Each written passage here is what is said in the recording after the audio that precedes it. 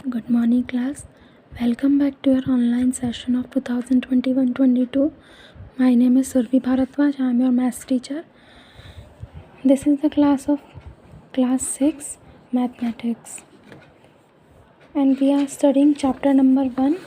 In our previous class, we have read the details till page number 11. And today we will start exercise 1.1. So in this exercise, question number 1 is fill in the blanks. इसमें आपको fill करना है 1 लाख में कितने 10,000 होते हैं। तो 1 लाख में कितने 10,000 होंगे। 10,000 मतलब कि 10,000 इसमें आपको कितना और ऐड करना पड़ेगा कि आपको 1 लाख मिल जाए। तो आप मल्टीप्लाई 10 से करोगे तो 10,000 होते हैं 1 लाख में। 1 मिलियन में कितने 100,000 होते हैं।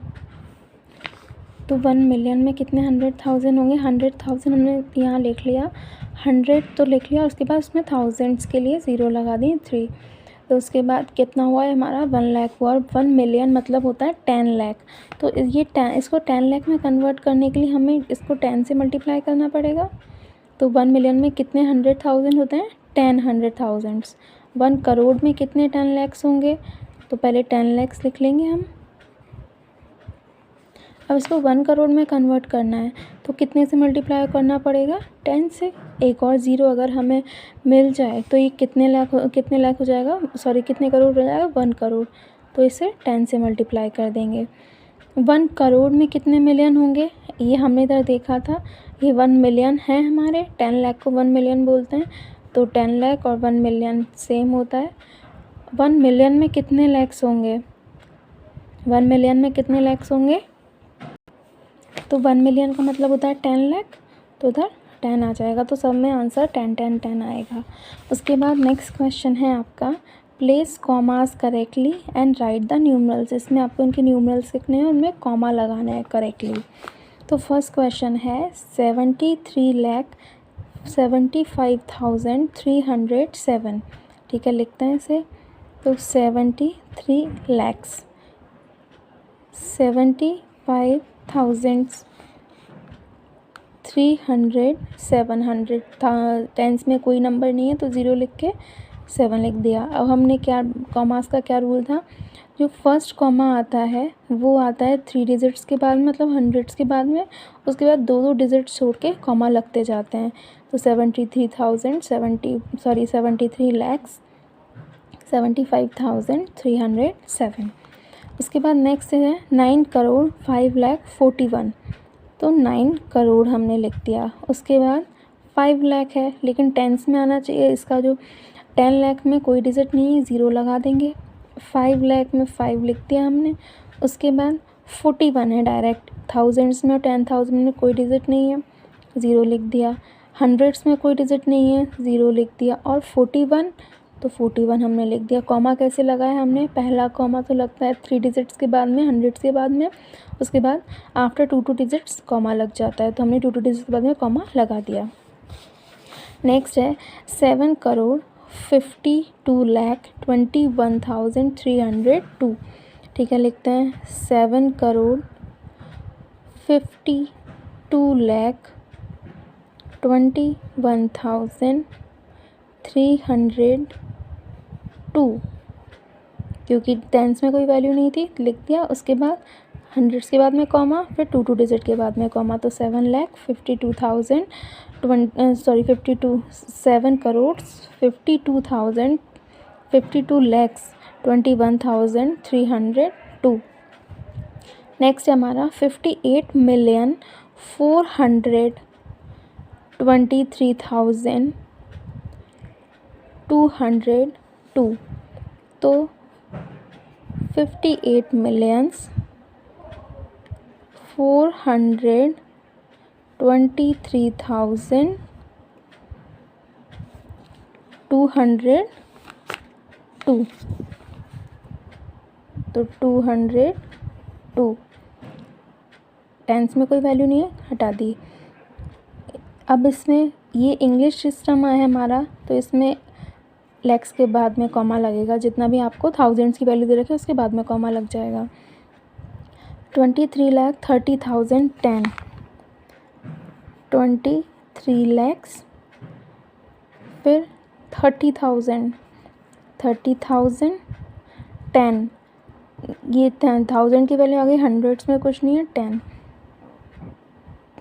तो 3 डिजिट बाद में इधर कॉमा लग गया, उसके बाद 2 डिजिट के बाद में, तो 23,30,000 10। नेक्स्ट है आपका insert comma suitably and write the name according to Indian system. Indian system के अकॉर्डिंग लिखना है, पहले तो कॉमा लगाना है। कॉमा लगाते हैं 1 2 3, 3 के बाद यहाँ कॉमा, फिर 2 डिजिट के बाद में कॉमा, तो ये कितना बना 8,75,95,762।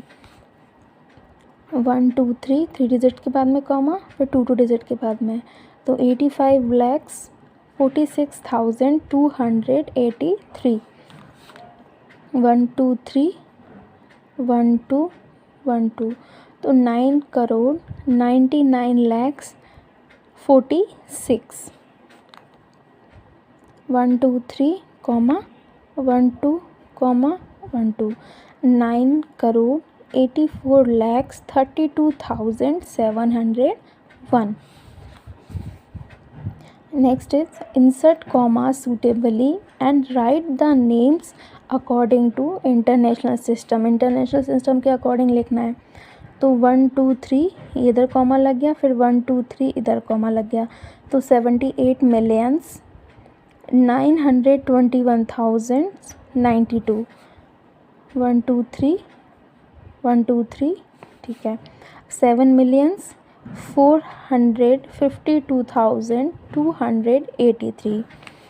इधर 1 2 3 1 2 3, 99,985,102। 1 2 3 1 2 3, तो इसको बोलेंगे 48,49,831।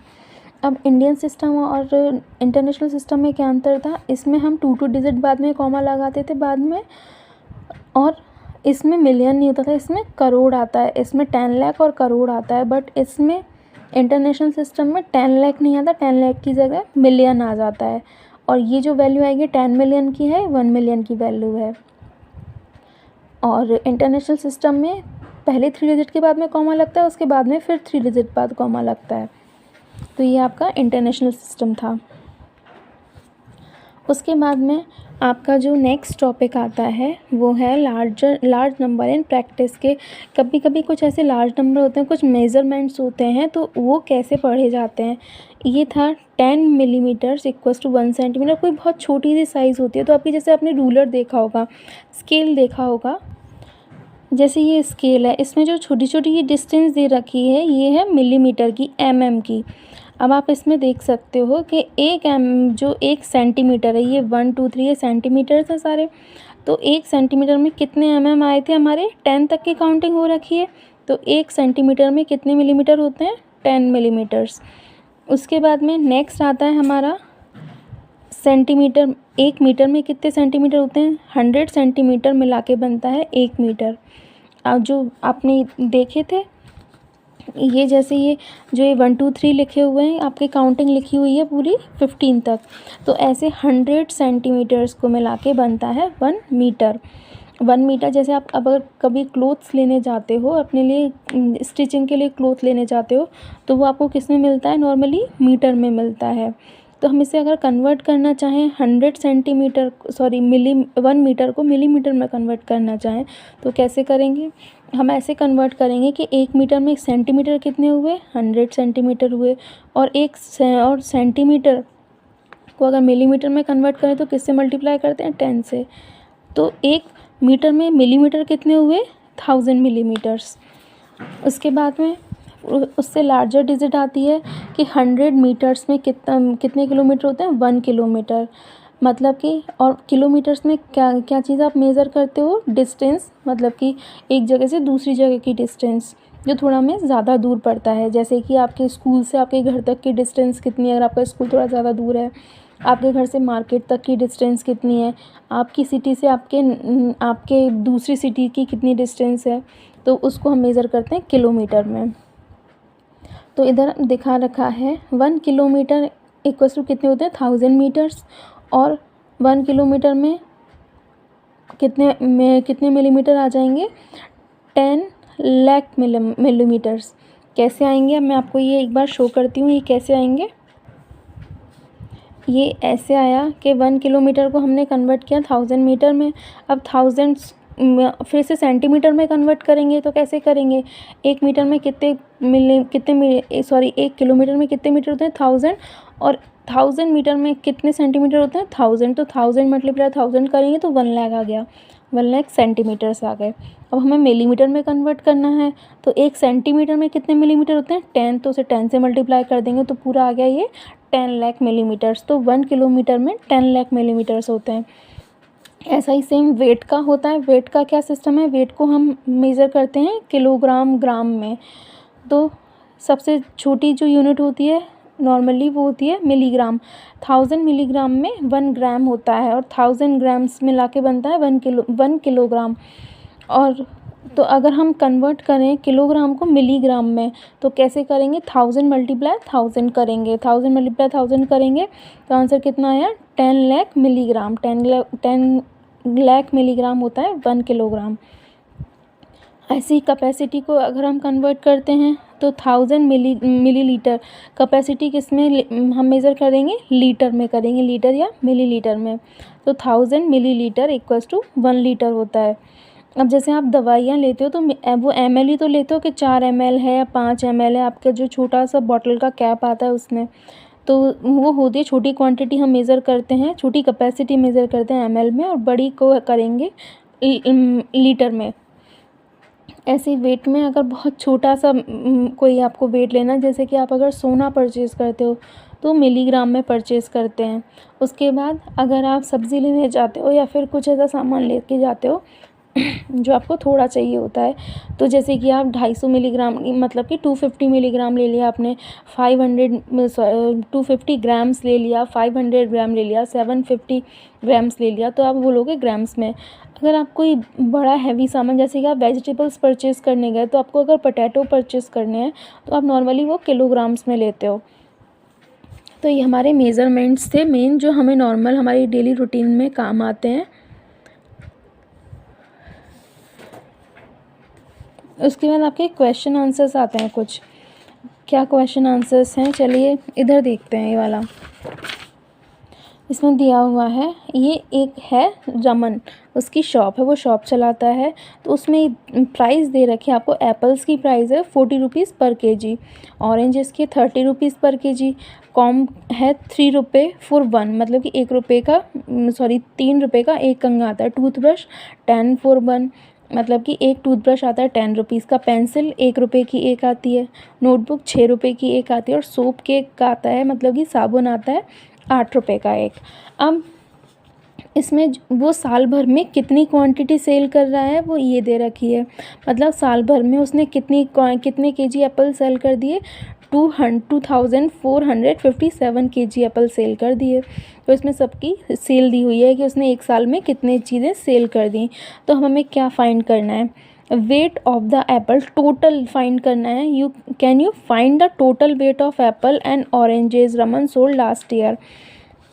तो हमें फाइंड करना है कि एप्पल्स को कितने वेट के एप्पल उसने सेल किए, कितने वेट के एप्पल सेल किए थे 2457 केजी तो उसने एप्पल सेल किए थे। ऑरेंजेस कितने सेल किए 3004, और फिर टोटल वेट हमें निकालना है।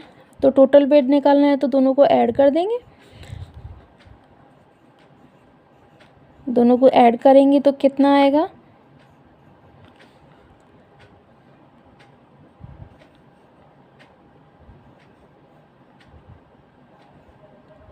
5461। अगर टोटल हम ऐड करेंगे इन दोनों को तो टोटल कितने से उसने सेल किए एप्पल्स और ऑरेंजेस 5461। तो टोटल वेट कितना है इनका 5461। अब क्या निकालना है हमें, can you find the total money Ram got by selling Apple. अब टोटल एप्पल्स को सेल करने पे कितनी मनी मिली, तो 2457 मल्टीप्लाई कर देंगे, एक की प्राइस क्या है 40, तो इसको 40 से मल्टीप्लाई कर देंगे तो टोटल उसे कितनी मनी मिलेगी वो निकल आएगी।